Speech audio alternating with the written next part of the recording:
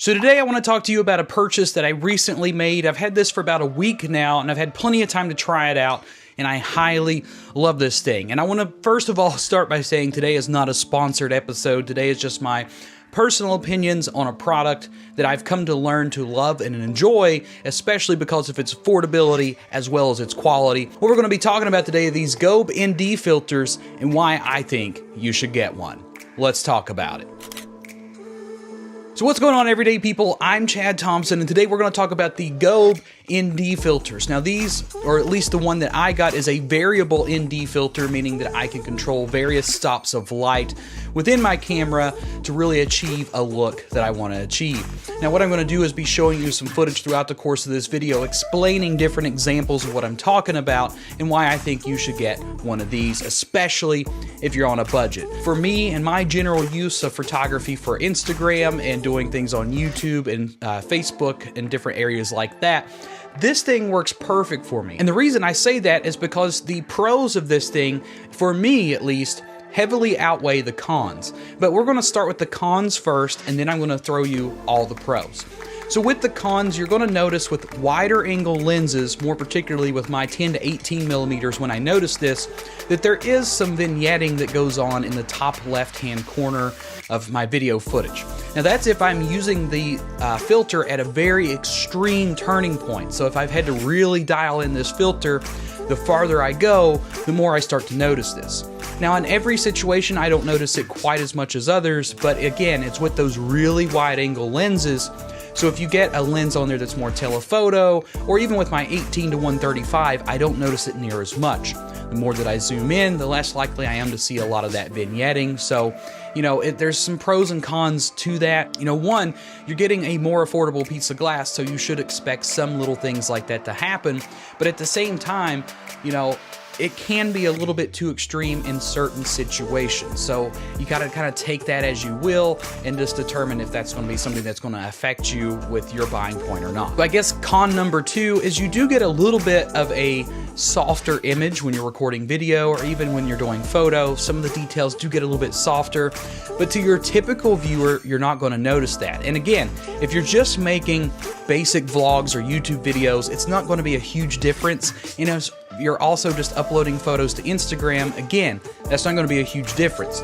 Now, if you are the type of photographer or videographer that's making full-on professional grade productions that, you know, people are going to see it maybe like a movie theater, or people are going to be watching on a Blu-ray at home, or if you're printing just these massive prints and you need that extra little bit of sharpness in your images, it may not be the best lens filter for you, and that should be expected at its price point.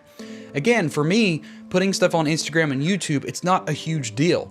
Now, would I use this on a professional grade production? You know, it depends. If I'm using a wider angle lens and I'm getting a ton of vignetting and it's messing with my overall production quality, then of course not. Of course I'm not going to use it. But if it's not affecting anything or it's nothing that's noticeable, then definitely I would actually use this thing, because I've looked at the raw footage and the footage that I'm putting out there and showing you guys today. It's not color corrected. There's been no sharpening, anything else. It's just straight out of camera footage with the ND filter on top. And in my opinion, I think it looks pretty dang good, especially for the $25 price point. Realistically, the vignetting on the wider angle lenses and the slight loss of detail, just a little bit of sharpness, are really the only cons that I can see for this particular filter. Pros, on the other hand, I think heavily outweigh the cons, because the quality loss really is not substantial and it's not super noticeable unless you're really zooming in and looking for this stuff. Second of all, the price point of this thing, as I've mentioned multiple times, they're like $25 to $30 a piece. That's really not a bad price for a variable ND filter that is projecting the quality that this does.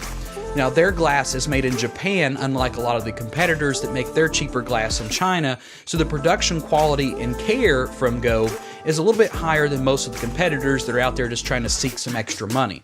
Another great thing Gobe does as a company is right here on this particular box, it even says you helped plant 5 trees. So when you make a purchase through Gobe and buy one of their products, they in return take portions of that money to help plant trees. Now, I think that's a great thing that a company has something like that to stand behind.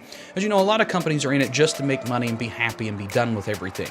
But to have a company that has a side ability to do something better for the world and the environment is fantastic.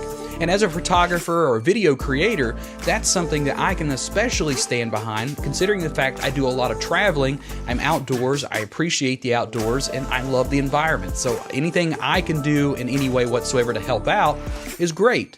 So not only do I get a product that I can use and enjoy for my content, but I can also be helping out the environment in my little way as well. I buy as affordable gear as possible without the loss of quality. That's always been my motto. Why go out and spend thousands and thousands of dollars on stuff if you're not going to see a return on investment? And for me, a lot of times, I like to buy more affordable things because I just don't see the point in spending tons of money. Now, some things, yes, I'm going to invest more money in, like my camera. I want to make sure I have a decent camera that can handle everything I want it to do.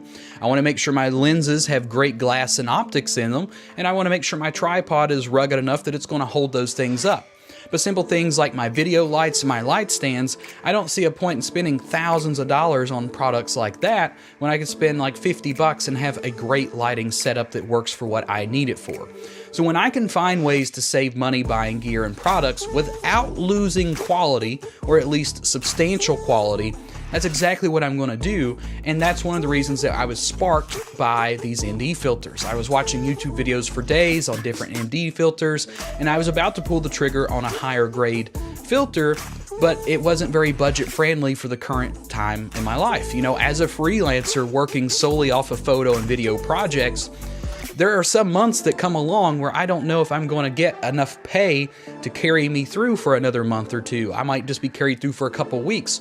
So when I make a purchase like this, I either have to pre-plan it in video productions that I have coming up, or I just take a risk and hope that I can make the money back on what I spent.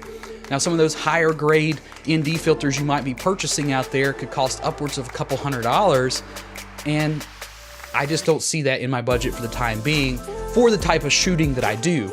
Now, if you're the type of videographer that goes out there on every single day and you're just producing crazy content in these situations where you need a more professional grade filter, by all means, buy it. But what I think everybody should do is buy the gear and stuff that works for you and what you shoot for.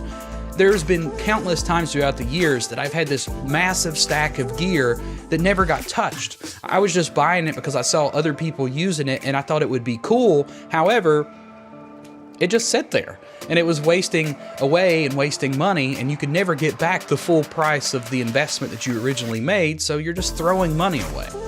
So when I can find awesome gear like this that I can invest in at a low cost, get introduced to the market, try it out, see how it works, and then especially be impressed with it, that's why I buy the lower cost gear sometimes. Now, sometimes you're taking a gamble and it doesn't work at all and it's completely horrible, but I would much rather be out, 20 bucks than say a couple hundred. In short though, if you're looking for an amazing ND filter for the budget cost range for your just basic day-to-day productions, taking photos, videos, whatever, I highly recommend this product. They're an amazing company. They stand behind their product. They're super easy to talk to. And honestly, I could see a lot of great things coming from Gobe in the future. As they continue to grow and build and become more popular, I could see even higher grade glass coming out of them as bigger options.